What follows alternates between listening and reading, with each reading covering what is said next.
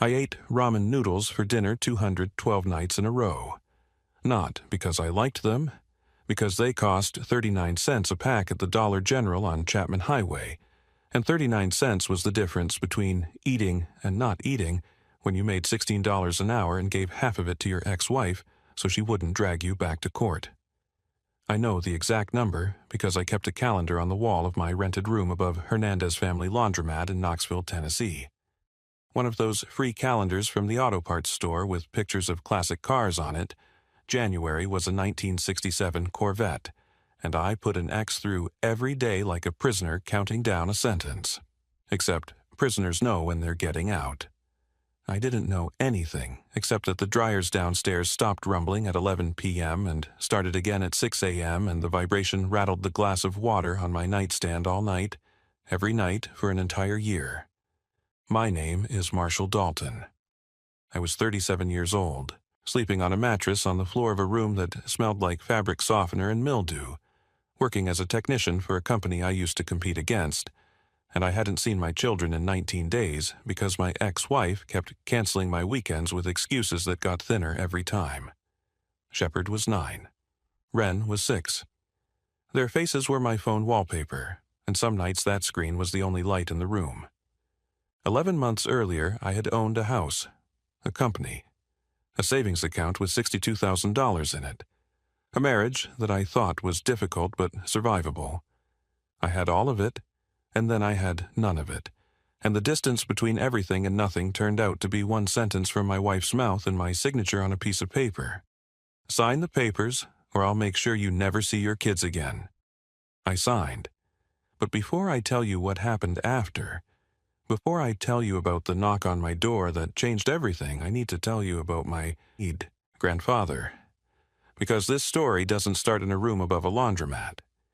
It starts in a coal mine in Harlan County, Kentucky, 60 years ago, with a man named Amos Dalton, who spent his whole life underground and somehow saw further than anyone I've ever known. Amos Dalton was born in 1925 in a hollow outside Harlan, Kentucky, the kind of place where the mountains close in on both sides, and the sun only hits the valley floor for about 4 hours a day. His father was a miner. His grandfather was a miner. His great-grandfather probably would have been a miner if he hadn't died of typhoid before he was old enough to hold a pickaxe. Amos went into the mines at 16. By 25, he was a crew foreman. By 40, he was running operations at the Eastover Mining Company's No. 6 shaft, the deepest and most productive coal seam in Harlan County.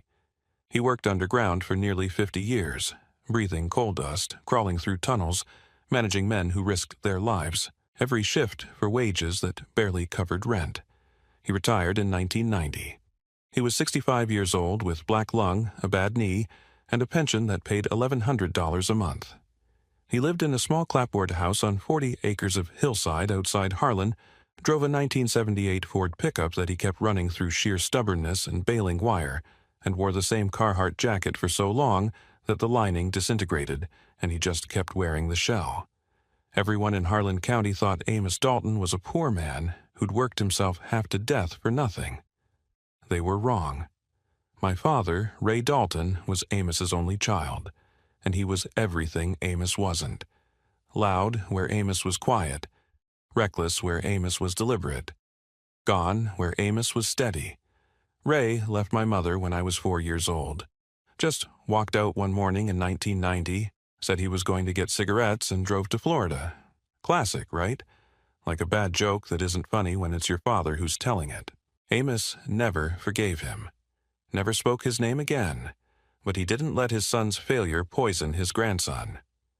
Starting the summer I turned 6, 1992, my mother would drive me from Lexington to Harlan and drop me off at Amos's house for 2 months. Every summer, from 6 to 16, I lived with that man on that hillside. He taught me everything.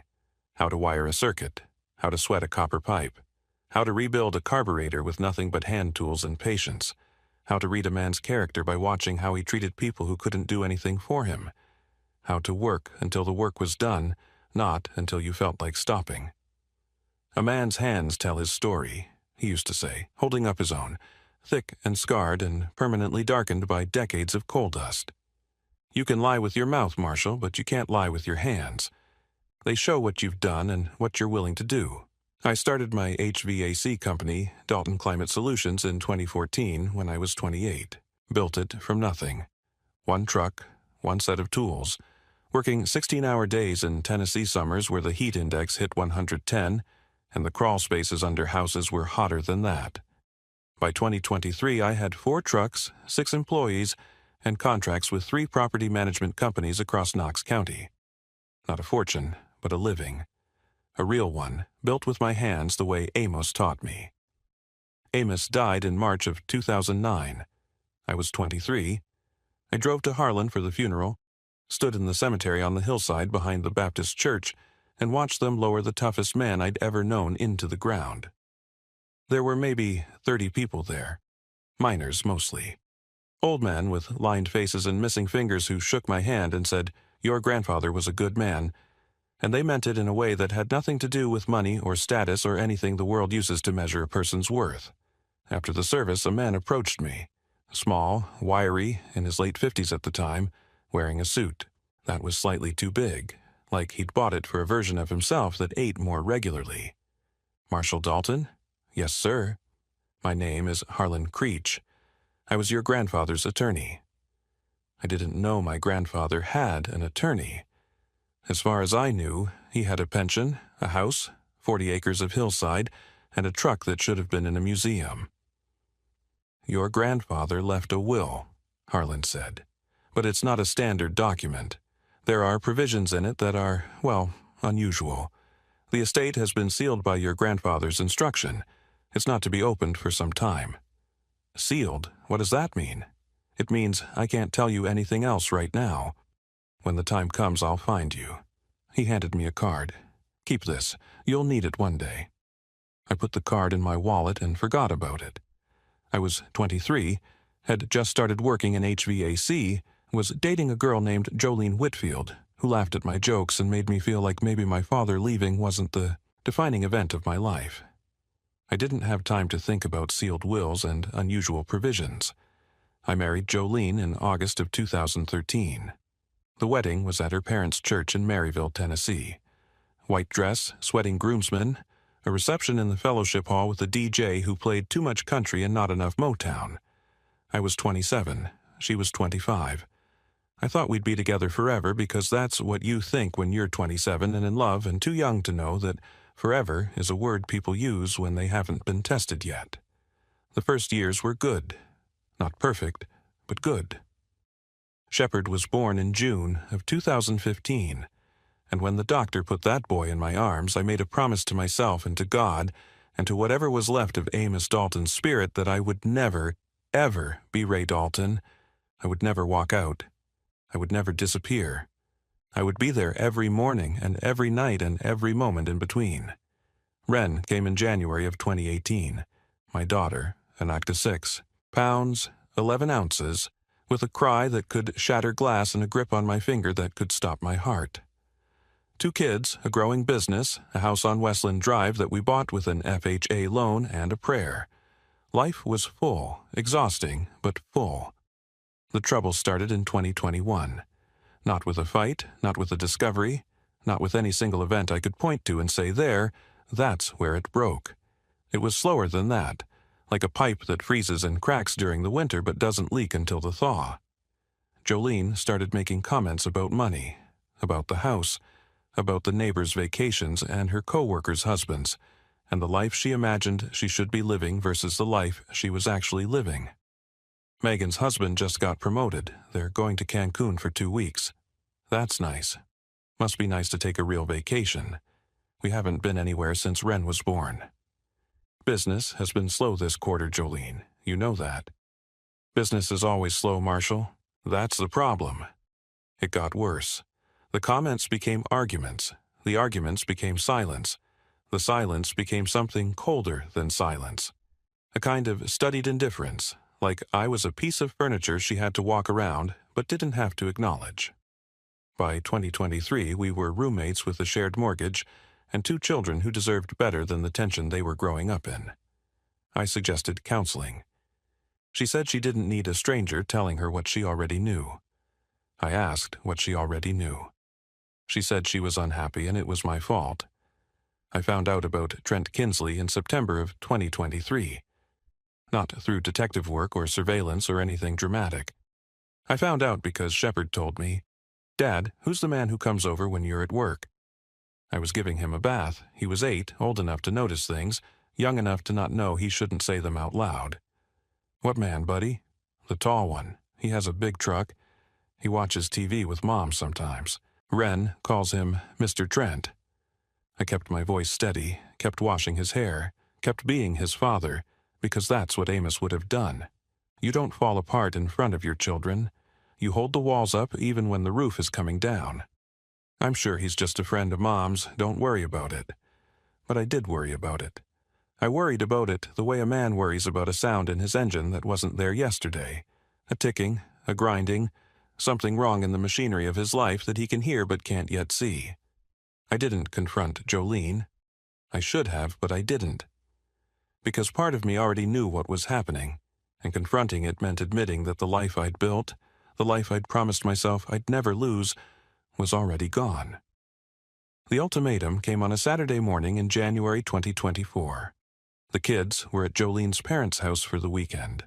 Jolene was sitting at the kitchen table with a manila folder in front of her. She'd made coffee, 2 cups, one for her, one for me, like this was a business meeting. "Sit down, Marshall." I sat. She slid the folder across the table. "These are divorce papers. I've already talked to a lawyer. I want the house, the savings, and the business." "The business?" "Jolene, I built that company from nothing. That's my livelihood. And this is my home, the kids' home. You can start over. You're good with your hands. You'll find work. You want everything. What do I get?" "You get to see your kids every other weekend." "Every other weekend?" "I'm their father, Jolene. I'm there every single night. I read them stories. I drive them to school. I coach Shepard's baseball team. And I'm their mother. And if you don't sign these papers, I will go to that courthouse on Monday morning, and I will tell the judge that you are an angry, unstable man who I am afraid of. I will file a protection order. I will take the kids, and you will spend the next 2 years fighting in court while I make sure they forget what your voice sounds like." She said it calmly, without raising her voice, without blinking, like she had rehearsed it in front of a mirror until the words lost their weight and became just sounds, just tools, just the combination to a lock she needed to open. I stared at her. At this woman I had married, this woman I had loved, this woman who was now threatening to erase me from my children's lives with the casual efficiency of someone crossing items off a grocery list. "You wouldn't. Try me. This isn't right, Jolene. This isn't fair. Life isn't fair, Marshall. You of all people should know that. Your daddy taught you that lesson when you were 4. That was the line that broke me. Not because it was cruel, although it was, but because she had taken the deepest wound of my life, the wound I had trusted her with, the wound I had shown her in the early days of our love when I believed she would handle it gently, and she had turned it into a weapon. I signed the papers, every page, every line, every initialed clause. I signed away the house on Westland Drive, the savings account with $62,000 in it, the HVAC company I had built over 10 years, and my right to be a daily presence in my children's lives. I signed because the threat of losing Shepard and Ren entirely was worse than losing everything else. I signed because I remembered what it felt like to be a 4-year-old boy whose father didn't come home, and I would rather live in a cardboard box than make my children feel that absence. "Smart choice," Jolene said, collecting the papers. She didn't thank me, didn't acknowledge what I had just given up. Just tapped the pages into a neat stack and slid them back into the folder like she was filing an insurance claim. I packed 2 bags that afternoon. Clothes, toiletries, the framed photo of me and Amos on his porch from the summer I was 12, and my grandfather's old Carhartt jacket, the one with no lining, the shell that had outlasted everything inside it. I loaded them into my truck and drove away from the house I had painted, roofed, and rewired with my own hands. Bo Timmons let me sleep on his couch for 2 weeks. Bo was 40, fellow HVAC tech, the kind of friend who opens his door at 10 o'clock at night, sees you standing there with 2 bags, and a face like the world just ended, and says, "Couch is on the left. Beer's in the fridge. We'll talk about it when you're ready." We never talked about it. Bo wasn't that kind of friend. He was the kind who just showed up, made sure I ate, drove me to work when my truck needed a belt replaced and I couldn't afford the part. That kind of friendship is worth more than anything Jolene took from me. After 2 weeks, I found the room above the laundromat. $350 a month, utilities included, which meant a single bulb in the ceiling, a radiator that worked on Tuesdays and Thursdays, and the constant hum of commercial dryers vibrating through the floor. Mrs. Hernandez, the owner, was a small woman from Guatemala who spoke limited English and unlimited kindness. She knocked on my door the first night with a plate of tamales and said, "You eat, too skinny." That room became my world. Mattress on the floor. Mini fridge that I bought used from a guy on Facebook Marketplace for $30. A hot plate that Mrs. Hernandez pretended not to know about because it violated the lease. The auto parts calendar on the wall. And the photo of Amos and me on the porch, taped to the wall next to the window where the morning light hit it just right. I worked. That's all I did. 12-hour shifts at Volunteer Air Systems, the same company I used to take clients from when I ran my own shop. My boss, a man named Dale Furman, had the good grace to never mention it.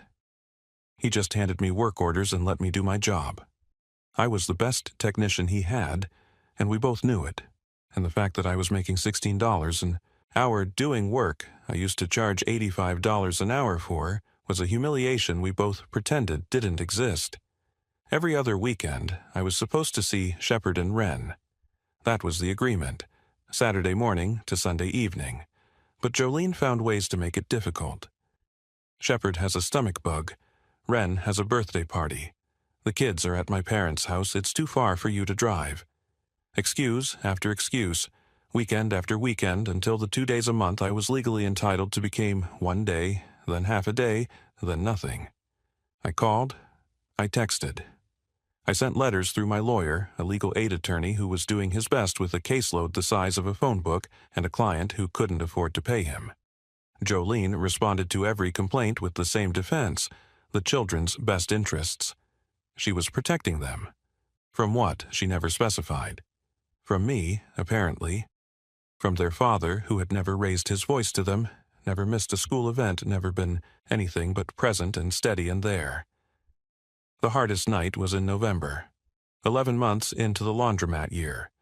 I was lying on my mattress, listening to the dryers below, staring at the photo of Amos on the wall. My phone rang, Shepard's number. Jolene had given him an old phone for emergencies. "Dad? Hey, buddy, it's late. You okay?" "I miss you." His voice was small, the kind of small that breaks something inside you that can never be fully repaired. "When are you coming home?" "I'm working on it, Shep, I promise. Mr. Trent moved in. He sleeps in your spot in the bed." I closed my eyes, pressed the phone against my forehead, breathed. "I know, buddy. I don't like him. He's loud. And he changed the channel when I was watching my show and said it was his house now. Listen to me, Shepard. That is your house. Yours and Wren's. No one can change that, and I'm going to be back. I don't know when, but I'm going to be back. Do you believe me?" "Yeah." "Say it. I believe you, Dad." "Good. Now go to sleep. I love you." "Love you too." I hung up, lay there in the dark. The dryers rumbled below, the radiator clicked, and I thought about Amos Dalton, who went into a hole in the ground every day for nearly 50 years and came back up every night because that's what you do. You go down, you come back up, you go down again, you keep coming back up until you don't have to anymore. 13 days later, someone knocked on my door. It was a Tuesday morning, early February 2025. I was getting ready for work, standing in front of the bathroom mirror that was small enough to only show my face from the nose up, when I heard it. 3 knocks. Not loud, not urgent, deliberate. The knock of a man who had come a long way and wasn't in a hurry. I opened the door. The man on the other side was in his early 70s, thin, weathered, wearing a suit that fit better than the last time I'd seen it. Because I had seen it before, 16 years ago, at a cemetery on a hillside in Harlan County. "Mr. Dalton? Mr. Creech?" He smiled. It was the tired, satisfied smile of a man who had kept a promise for a very long time. "May I come in? I have something to tell you. Something your grandfather wanted you to hear." I stepped aside. Harlan Creech walked into my room above the laundromat, looked at the mattress on the floor, the hot plate, the mini-fridge, the photo of Amos taped to the wall, and I saw something move across his face. Pain, maybe, or anger, or the particular sadness of a man who knows that the person he's looking at has been through hell and doesn't deserve any of it. "Sit down, Marshall." I sat on the mattress. He took the only chair, a folding metal thing I'd found by a dumpster behind the Dollar General. "Your grandfather's estate has been unsealed." "Unsealed? You said that at the funeral. What does that mean?" "It means that 16 years ago your grandfather gave me very specific instructions. His will was not to be executed immediately upon his death. It was to be sealed, held in trust, and opened exactly 16 years later. That date was last month, January 2025. Why 16 years? Several reasons, and I'll explain them all. But first, I need to tell you what your grandfather left behind, because it's not what you think." Harlan reached into his briefcase and pulled out a leather folder, old, cracked, the kind of thing Amos would have owned. "Your grandfather was a coal mine foreman. That's what everyone knew. What no one knew, not even your father, not even your mother, was that starting in the 1960s, Amos began purchasing mineral rights on land throughout Harlan County and the surrounding areas."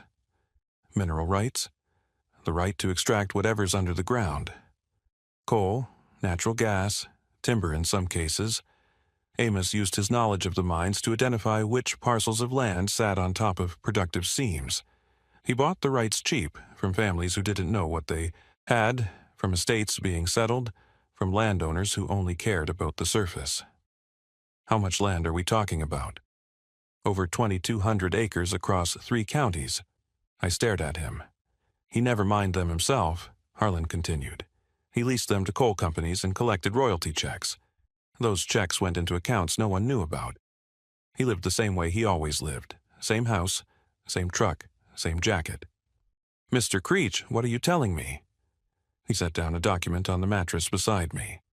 "Your grandfather's estate is valued at approximately $8.3 million. The number didn't make sense. It was like someone telling you the sky is green. You hear the words, you understand the language, but the meaning refuses to land. "The mineral rights alone are worth over $4 million, Harlan said. They still generate approximately $340,000 a year in royalty income. There's also the 40 acres in Harlan, which has appreciated significantly. Cash accounts accumulated over 5 decades, and a portfolio of stocks he purchased through a broker in the 1980s, blue chips, the kind of companies that split and split again. $8 million. 8.3 approximately.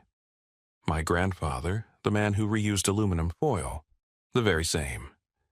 I looked at the photo on the wall. Amos on his porch, overalls, no smile, those dark hands resting on his knees. $8.3 million, and he lived like a monk in a hollow in Harlan County, Kentucky. Why did he seal it for 16 years? Harlan leaned forward. 3 reasons. First, your father. Amos loved Ray, but he knew what Ray was. An addict, irresponsible, the kind of man who would burn through a fortune in a year and blame everyone else for the ashes. The 16-year seal ensured that the statute of limitations on contesting the will in Kentucky would expire. Ray can never touch this money. And the second reason? You. When Amos died, you were 23, young, unmarried, just starting out. He didn't want you to have this kind of money before you knew who you were. He wanted you to build something with your own hands first, to become a man on your own terms, not on his money. I thought about the HVAC company, the years of crawling under houses in August heat, the calluses, the burns, the 16-hour days. I had built something, and then I had lost it, but I had built it. And the third reason? Harlan's expression changed, became harder, more deliberate. The third reason is why I'm here today, sitting in this room, looking at a mattress on the floor and a man eating ramen for dinner. He paused. Your grandfather anticipated this. Anticipated what? This. Exactly this. A Dalton man losing everything to someone who didn't deserve it. Because it happened before. In 1934, during the Depression, Amos's father lost his land, his house, everything he had, to a woman who married him, for stability and left him when the mines closed. Amos was 9 years old. He watched his father break down, watched him drink himself to death by 40. And he swore, Marshall, he swore on that man's grave that no Dalton would ever be left with nothing again. Harlan pulled out another document. This is the clause your ex-wife never saw coming. I took the paper, read it slowly. Your grandfather's will contains a clawback provision, Harlan explained. It states that if any assets you lost in a divorce, business, property, savings, anything, were taken through coercion, fraud, or under duress, the estate's legal team is authorized and fully funded by the estate to pursue complete recovery of those assets on your behalf. Funded by the estate. Every dollar of legal fees, every filing, every court appearance. Your grandfather earmarked $500,000 specifically for litigation, and he instructed me to retain the best attorneys I could find. He set this up 16 years ago. He set this up because he knew the world, Marshall. He knew that good men get taken advantage of. He knew that the kind of man who would rather lose everything than lose his children is exactly the kind of man who needs someone fighting in his corner. Harlan looked at me. Your grandfather's fighting in your corner. 16 years late, but he's here. I couldn't speak. I was sitting on a mattress on the floor of a room above a laundromat, holding a document worth $8 million, and the man who had given it to me had been dead for 16 years and had still somehow known exactly when I would need it. There's one more requirement, Harlan said. Before the estate is fully transferred, the will requires a forensic audit of your financial history. If the audit reveals that assets were taken through coercion or bad faith, the estate will fund litigation to recover everything. Everything? The house, the company, the savings, everything she took. Mr. Creech, she threatened me. She said she'd tell the court I was abusive. She said I'd never see my kids again. Do you have evidence of that? I have text messages. She sent me the threat in writing 2 days before I signed. I kept it. I kept everything. Harlan Creech closed his briefcase and looked at the photo of Amos on the wall one more time. I've been managing your grandfather's affairs for 16 years, waiting for this day. I hired a skip tracer to find your current address last month. When he told me you were living above a laundromat, eating ramen, working for $16 an hour after losing your own company, he stopped, composed himself. Amos would have burned this building down and carried you out himself. Then we have work to do. 2 weeks later, I was sitting across from Nadine Sorrell in her office on Gay Street in downtown Knoxville. Nadine was 45, former prosecutor, the kind of attorney who wore reading glasses on a chain around her neck and smiled like a woman who enjoyed winning the way other people enjoyed breathing. Let me make sure I understand this, she said, flipping through the documents Harlan had provided. Your grandfather, a coal mine foreman from Harlan County, secretly amassed an estate worth $8.3 million, sealed his will for 16 years, and included a funded clawback provision specifically designed to recover assets taken from you in a coerced divorce. Yes. And your ex-wife forced you to sign a settlement under threat of false abuse allegations and permanent loss of custody. Yes. And you have the text messages proving the threat. On my phone. Screenshots backed up to 2 separate email accounts. Nadine took off her glasses. Mr. Dalton, I've been practicing family law for 19 years. I have never seen a case this clean. She put the glasses back on. We're going to get everything back, the house, the company, the savings, and we're going to revisit custody. How long? The forensic audit will take 4 to 5 weeks, filing the motion to vacate the settlement shortly after. If she fights it, and she will, we could be in court by summer. And the cost? Covered by the estate, every penny. Your grandfather made sure of that. I nodded. Then let's start.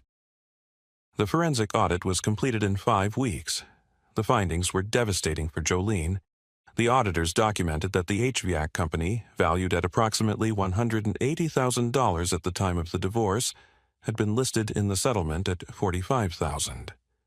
Jolene's attorney had used a lowball appraisal from a friend of Trent Kinsley's who wasn't even a certified business appraiser. The savings account had contained $62,000, but bank records showed that Jolene had withdrawn $18,000 in the 3 months before filing, moving it to a personal account she didn't disclose. And the text messages, Nadine printed them, enlarged them, and stapled them to the front of the filing like a wanted poster. January 11th, 2024, 11:47 p.m. from Jolene.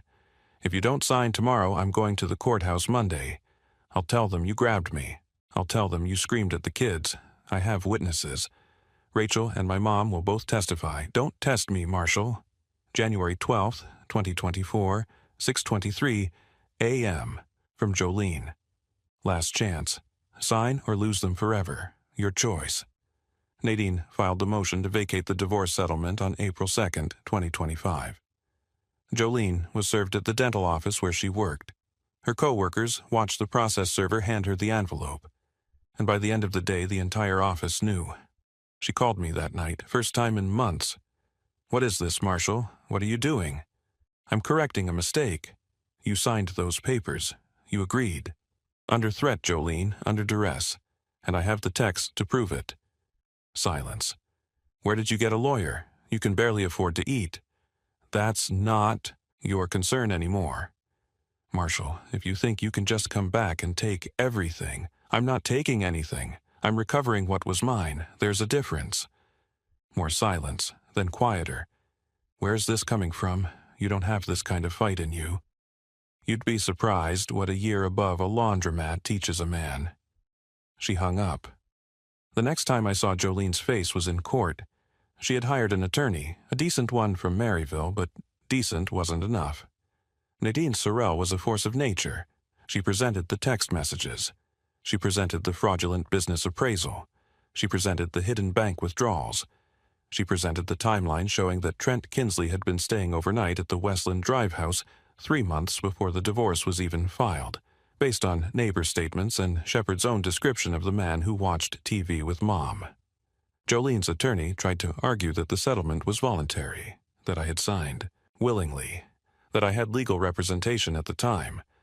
Nadine read the text messages out loud. Sign or lose them forever. Your choice.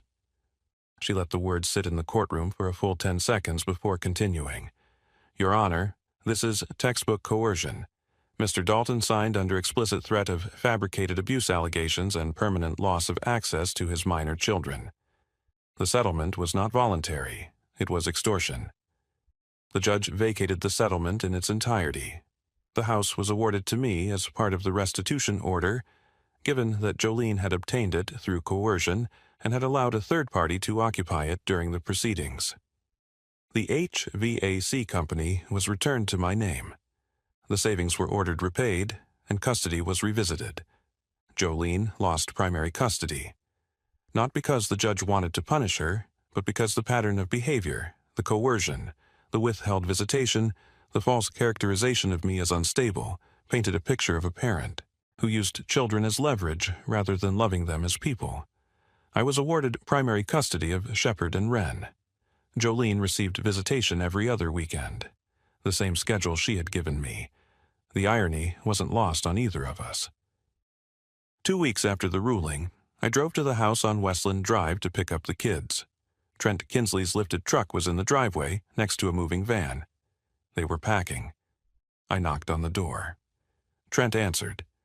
He was wearing my old bathrobe, the blue one Jolene had bought me 3 Christmases ago. He looked at me with the dull hostility of a man who knows he's lost but hasn't figured out how to leave yet. Kids are getting their stuff, he said.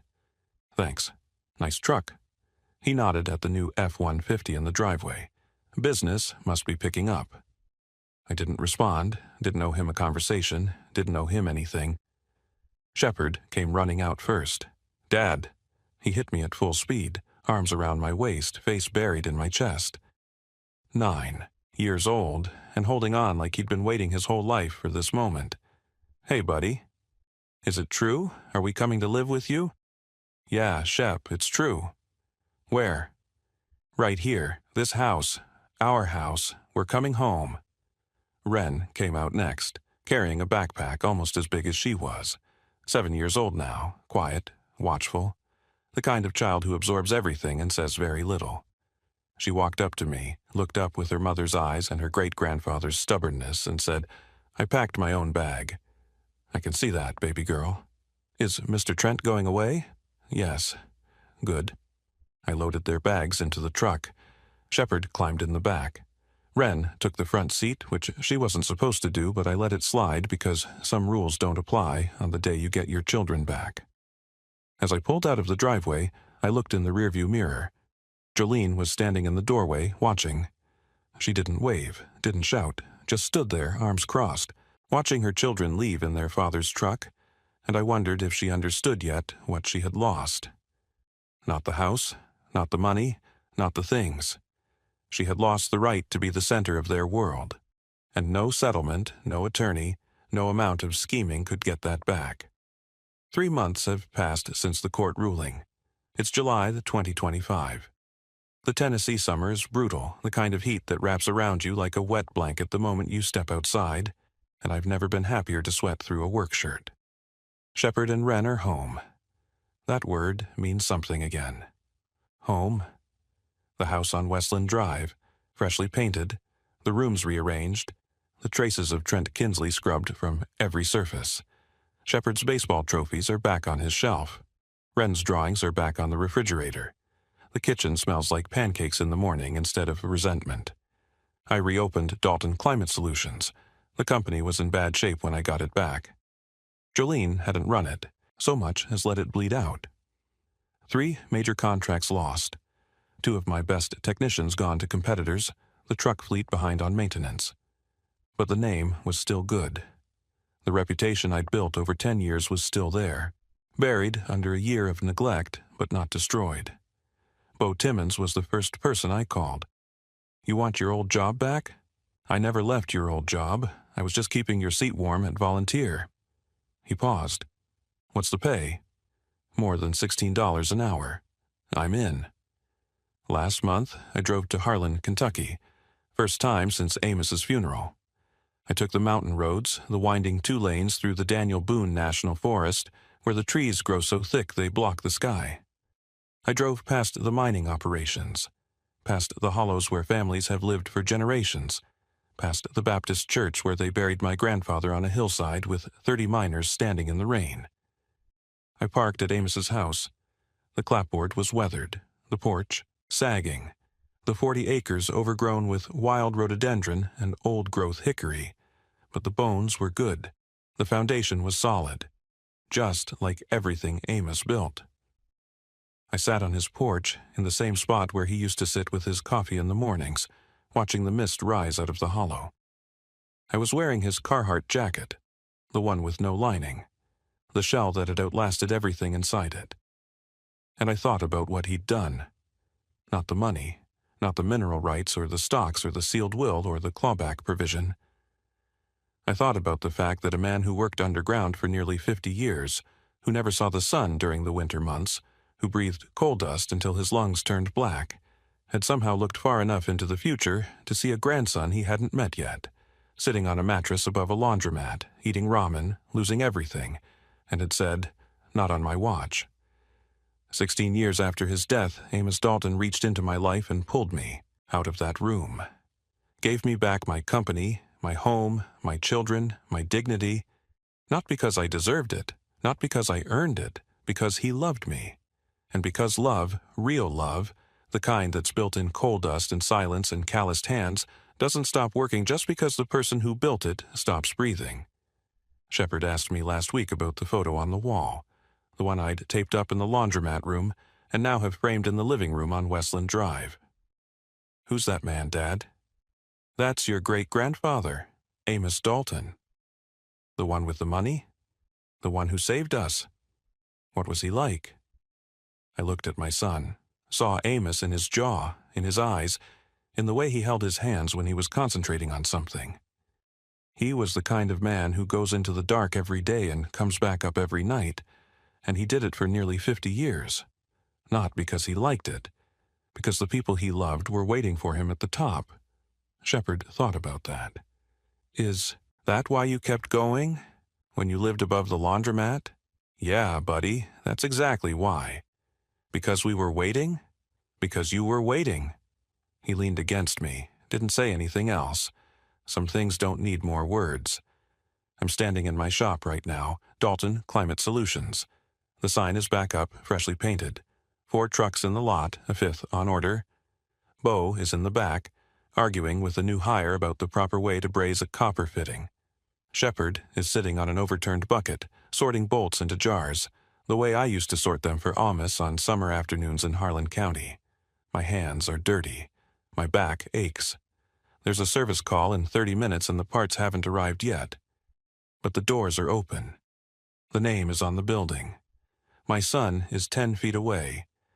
And somewhere in the hills of eastern Kentucky, on 40 acres of land I now own, there's a porch with an empty chair where a man used to sit and watch the mist rise, knowing that everything he'd built would hold. It held, Amos. Everything you built, it held. Now, I want to ask you something. Have you ever signed away everything you had because someone threatened to take your children? Have you ever lived in a room you wouldn't wish on anyone and kept getting up every morning anyway? Have you ever been at rock bottom, flat broke, eating 39-cent ramen, and had someone reach across time, across death, across 16 years of silence, and pull you back to your feet? And if no one has yet, are you still waiting? Because sometimes the help comes late. Sometimes it comes from someone you lost a long time ago. But it comes. Drop your answer in the comments. I read every single one. If this story hit you in a place you don't talk about, hit that like button. Share it with someone who needs to hear it. Someone who's in their laundromat year right now. Someone who's eating ramen and counting the days and wondering if it ever gets better. It does, I promise. It does. Comment your thoughts below and subscribe to the channel so you never miss another story. I'll see you in the next one.